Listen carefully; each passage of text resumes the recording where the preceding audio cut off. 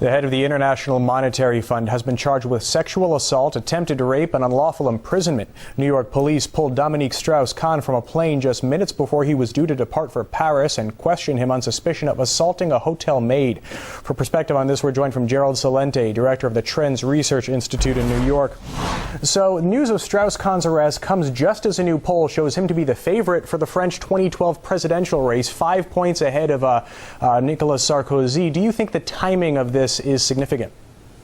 Well, first of all, we have to maintain that he's innocent until proven guilty. Having said that, Agence France Presse has reported that it may be some dirty tricks from his political rivalry.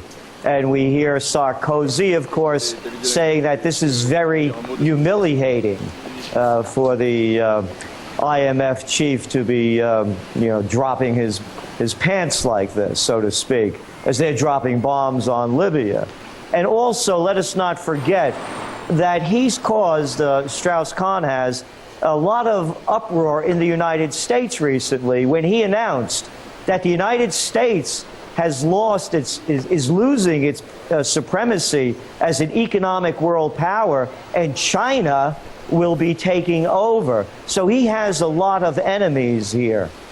Now, Strauss-Kahn was expected to decide soon whether or not to run for the French presidency. That would mean giving up his post as IMF chief. Do you think both those careers are finished now?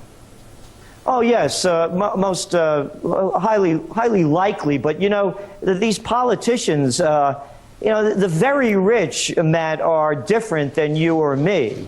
They live by different rules, and there's no level of humiliation too low for them to stoop to before they bounce back. I mean, you just look at the cast of presidential characters, senators, congressmen, and governors that have also been caught with their pants down that get rewarded. Like, for example, the guy that's the host on CNN, Eliot Spitzer. He passed a John law in New York. If you got caught with a hooker, you get busted. He got caught with $1,000 a night hookers, and he has his own show on CNN. So really what the IMF chief is doing is basically what the IMF does.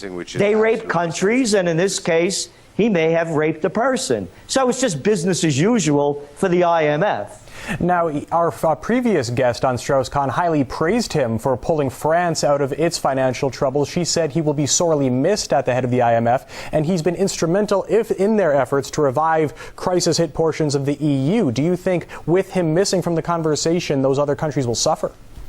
No, he hasn't done anything to help them. Look at the crisis in Portugal. Greece is about to default. All the IMF does is they have lovely language, these white shoe boys. They call it privatization. Yeah, that's taking expensive and very valuable national resources and selling them cheaply to their friends. No, they'll just put in another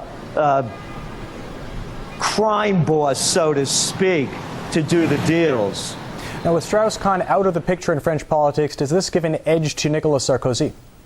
Yes, it does, because Royale, as we know, it doesn't have much of a chance, and she's proved her weakness. And it's like that virtually in every country, by the way, in which they call it democracies. You have these two parties that, they change positions back and forth. It's kind of like here in the States, we're having the presidential battle coming up in 2012. What kind of battle will it be? So, yes, Sarkozy's chances, even though he's way down in the polls, will be improved by the absence, if he is out of it, Strauss-Kahn.